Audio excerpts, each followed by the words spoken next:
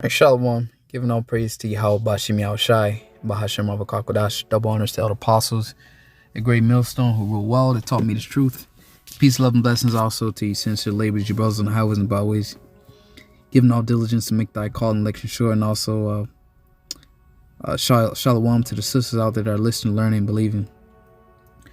I am thy fellow laborer, Kanak Clark, coming to you once again another lesson. Lord's word, this lesson is edifying and exhorting. And just pretty much want to touch on the missiles. I remember recently Vocab Malone, he made a statement that the prophecy in the book of Revelation where John saw 200,000 and it described them as horsemen. The understanding that those are missiles. He said that GMS doctrine is off. Those aren't missiles. They believe that those are missiles, but indeed they are. And I'm just going to hit it's a few precepts in the Bible to show you that the prophets actually saw missiles, all right, being launched. And as you can see on post-production, I have missiles going from one side of the world to another. And not just Vocab Malone. A lot of people don't believe that the missiles are recorded in the scriptures. But nonetheless, we're going to get right into it. It's 2nd Ezra 16. And we'll get right to the point because I got a few scriptures to get into. We'll start at 5. It says, plagues are sent unto you, and what is he that may drive them away? And those missiles are a plague. Would be specifically the 7th plague, okay, meaning complete number of plagues, because plagues are going to take hold on this place. All right, the economic turmoil, all right, the inflation is likened unto a plague, okay, let alone the diseases and viruses that are out right now. But those are the plagues. The 7th plague, the complete number of plagues, will be the missiles. It says, Salaki, may any man drive away a hungry lion in a wood. Okay, and it's hard to drive away a hungry lion. Okay, which is the Lord describing how these plagues are sent. You know, once a lion has his eye locked on his prey, especially a man at that, you know, we as men, we're not that fast. So imagine if a lion had his eyes locked on you, you know, in the, as I say, in the woods, you know, it's going to be next to impossible for you to get that lion to stop from stalking you. Okay, it says, or may one quench the fire in the stubble when it hath begun to burn. I'm liking that unto like a batch of hay, man. You know, once that hay start to burn, you know, it's very difficult, all right, next to impossible to just quench that fire by just patting it out, all right, because once it catch on, it's going to catch on everything else, and before you know it, all right, damn, everything's on fire. So the scriptures is using like two examples of things that are that have started, and that's pretty much impossible to turn back. Okay, it says, may one turn again the arrow that is shot of a strong archer. Another example, once a man released an arrow from the bow, okay, you can't turn it back. Once he released that what is, it's like some form of elasticity. You see, it's elastic. Once that band is released, you know, that's it. It says, the mighty Lord sendeth the plagues, and who is he that can drive them away? Right? It says, a fire shall go forth from his wrath, and who is he that may quench it? All right. He shall cast lightnings, and who shall not fear? He shall thunder, and who shall not be afraid? The Lord shall threaten, and who shall not be utterly beaten to powder at his presence. Okay. The earth quaketh, and the foundations thereof. The sea rises up with waves from the deep, and the waves of it are troubled, and the fishes thereof also before the Lord, and before the glory of his power, man. All right. The Lord literally gonna shake the heavens. Okay. And this is the point. For strong is his right hand that bendeth the bow. Because the missiles, pursuing Isaiah 54, I believe, verse 16, the missiles, the Lord gave those scientists the knowledge to create those missiles. So really it's the missiles belong to the Lord. Okay, it says he created the smith. So these are the Lord's missiles. It says, for strong is the right hand that bendeth the bow. And as we always go into, I believe, a broken arrow in military terms is considered a missing nuclear missile. Okay, this is for strong is his right hand that bendeth the bow. His arrows that he shooteth are sharp. All right, so they're accurate, deadly. All right, something sharp is going to cut you. Okay, it says, and shall not miss when they begin to be shot into the ends of the world. And as you can see, post-production, those missiles are shot from the ends of the world. So they're not actually talking about arrows, because as we always say, one cannot shoot a bow and arrow from one end of the earth to another.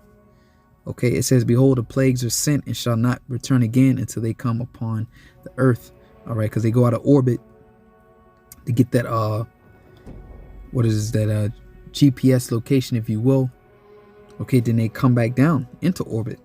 It says, the fire is kindled and shall not be put out till it consume the foundation of the earth. So we're talking about in the ancient world, that, and which is beautiful how Ezra's described it.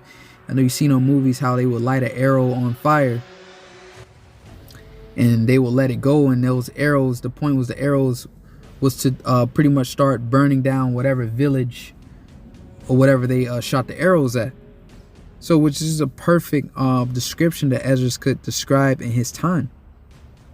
The arrows, these arrows were fiery, like fiery darts, fiery arrows. If I'm not mistaken, I believe the scriptures describe it as that as well. Don't quote me on that, but I could be wrong. But it says, the fire is kindled and shall not be put out until to consume the foundation of the earth. So those arrows with the consuming fire, those are just missiles. When they hit, they're going to consume the earth, man. Okay, it says, like as an arrow which is shot of a mighty archer. So it's using like. All right, now remember, like as. So let's because Joel is going to go through that as well. I'm gonna bring Joel out. So look up the word simile definition. A figure of speech involving the comparison of one thing with another thing of a different kind. Okay, one thing of another thing of a different kind. So these are some different kind of arrows that the prophet saw. Okay, it says used to make a description more empathetic or vivid. All right, so you can get the picture of how this thing is going to take place. So that's the point. As brave as a lion, crazy like a fox. So like or as, those are similes. Okay, metaphors. So remember that definition, because we can go to another passage, 2 Ezra 16 and 16. It says, like as an arrow which is shot of a mighty archer returneth not backward, even so the plagues that shall be sent upon the earth shall not return again. Okay, so like is an arrow, so it's letting you know it's not an actual arrow, but likens an arrow, because once they release the those missiles, you know, that's it. That's why they go through so many stages in releasing those missiles. They saw that one movie, I forget what it's called, but they receive a code. It's two people in the room. They receive a code, he receive a code. They both put the codes in. Then at one, they turn one switch, and then they release another switch, and then they push a button, and it has to be done in a sequence, okay, in order for those missiles to be shot.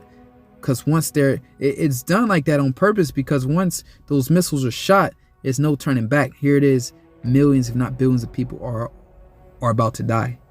Okay, so it says like as an arrow which is shot of a mighty archer returneth not backward, even so the plagues that shall be sent upon the earth shall not return again.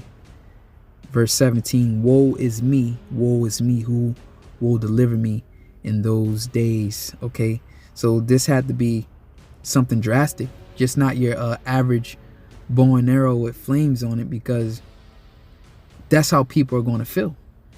You know, that's how you would feel if you saw that, because it's no escaping those missiles. Okay, so we can go from there to Joel chapter 2. As you see, it said shot from one end of world to another. So the missiles are actually recorded in the scriptures. This Joel 2, it says, "Blow ye the trumpet in Zion and sound an alarm, my holy mountain." And that trumpet was supposed to be a sound unto war. Okay? It says, "Let all the inhabitants of the land tremble, for the day of the Lord cometh, for it is nigh at hand. A day of darkness and of gloominess, a day of clouds and thick darkness, as the morning spread upon the mountains. A great people and strong. There hath not been ever the like, neither shall there be any more after it, even to the years of many generations." Because there's never been a nuclear holocaust. There's never been a nuclear war. It says, "A great people and strong, there hath been never the like." So once again, there's a metaphor. It says, "A fire devoured before them, behind them a flame burneth." The fire that devoured before them will be the actual warhead, and a flame burneth behind them. Okay, that's likened unto the rocket system, if you will, that propels that warhead. It says, "The land is as the Garden of Eden before them." And once again, simile as, okay, and Eden just means paradise. So America is likened unto a paradise. All right. It says, "And behind them a desolate wilderness, yea, nothing shall escape them." Just going to happen after the missiles hit. Okay, nothing's going to be able to escape them. That's why the prophet Ezra said, woe is me, who will deliver me in those days. Okay. The appearance of them as the appearance of horses, once again, as, okay, it says, "And as horsemen, so shall they run in array." All right. It says, "Like the noise of chariots on the top of the mountains." Once again, people miss all these similes. It says, "They shall leap like the noise of a flame of the fire devour the stubble, as a strong people sat in battle array. Before their face people shall be in much pain, all faces shall gather blackness." Okay. Before the face of the people shall be much pain, all faces shall gather blackness. And once again, Ezra, woe is me, because this is going to be a terrible day. All right. That's people's worst nightmares of, especially these Edomites, man. Jake, man, Jake don't know what's going on, but these Edomites understand what will happen if there be a nuclear war. Okay. It says, "They shall run like mighty men." Remember, like, it says, "They shall climb the wall like men of war, and they shall march everyone his way, and they shall not break their ranks." Okay. And shall climb the wall like men of war. A wall is a representation of defense in the ancient world. You will put up a high wall to protect your village. So what's the protection of nukes? Will be a nuclear defense system. And just recently, information came out that these missiles, it's impossible to pretty much guard against these missile systems. Okay, because these missiles, these new, it's impossible to guard against these hypersonic missiles. These missile systems cannot pretty much interject, because they move at speeds that that hasn't been how can I put it? Move at speeds that can't be rivaled. Okay, and then they're able to change their direction. They're able to fly really low. Okay, so they're going to climb over the walls like men of war. Their defenses. It says, "They shall march everyone his own ways to his destination." Okay. It says, "They shall not break their ranks, neither shall one thrust another. They shall walk everyone his path, and when they fall upon a sword, they shall not be wounded." So even if you try to hit these missiles with a defense system, with a rocket, they're not going to be wounded, man, because the Spirit of the Lord is going to be upon these missiles. It says, "They shall run to and fro in the city. They shall run upon the wall. They shall climb upon the houses. They shall enter in at the windows like a thief." Okay, so they're going to come in this place. It says, "The earth shall quake before them," because once they hit, it's going to cause a quake, man. It's going to cause a shaking. All right. Isaiah quote Isaiah. He said, "The earth shall rail to and fro like a drunkard." It says, "The heavens shall tremble, the sun and the moon shall be dark, and the stars shall withdraw their shining." This is, as they say, a nuclear winter. All right. And the Lord shall utter his voice before his army, for his camp is very great, for he is strong that executeth his word. For the day of the Lord is great and very terrible. Who can abide? It's like, and who can abide it? Similar question to Ezra's. Woe is me, who will deliver me? Because if the Lord's not with you, you're not going to be able to survive these weapons, man. The weapons of his indignation.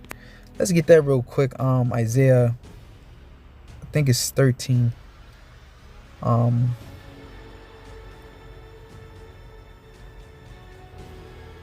Probably, yep. Okay, Isaiah 13:4 says, the noise of a multitude in the mountains, like as of a great people, a tumultuous noise of the kings of the nations gathered together. The Lord of hosts mustered the host of the battle. Talking about this third world war. They come from a far country, from the end of heaven, even the Lord and the weapons of his indignation to destroy the whole land. Okay? To destroy from the ends of the heaven, even the Lord and the weapons of his indignation. So once again, the Lord, Isaiah 54:16, the Lord gave these scientists, all right, these German scientists, this knowledge to split the atom, to create that nuclear fusion, to create this nuclear reaction, man. All right. So it says, how ye, for the day of the Lord is at hand, it shall come as a destruction from the Almighty. Okay, therefore shall all hands be faint, and every man's heart shall melt, and they shall be afraid. Pangs and sorrow shall take hold of them, because it's going to consume your skin. I tell you in Isaiah, it's like in Zechariah the 14th chapter. And this shall be the plague when the Lord will smite all those that fought against Jerusalem. Their eyes shall consume away in their holes. Their tongue shall consume away in their mouth. All right, so your flesh is going to melt, man. It says, they shall be in pain as a woman that travaileth. They shall be amazed one at another. Their faces shall be as flames. Because you didn't see this day happening. That oh my God moment, like, I can't believe that this is happening. You're going to be amazed one at another, like, this is really happening. Okay? The unbelievable has happened, man. It says, behold, the day of the Lord cometh cruel, both with wrath and fierce anger. Because it's the anger of the Lord. The Lord is angry with the masses of the people. It says, to lay the land desolate, and he shall destroy the sinners thereof out of it. Okay? And this is him concerning Babylon. Now, this didn't happen to ancient Babylon. All right? So this is a future prophecy for the modern day Babylon, aka America. So that's it, man. The missiles are recorded in the scriptures. All right. Lord's willing, this was edifying. And all those that receive the MOTB, read Revelation 14:9, which is the chip, the RFID chip. All those that receive over here in Babylon the Great and throughout the other parts of the earth, all those that receive that chip, this will be the judgment for you. So until next time, say a shalom.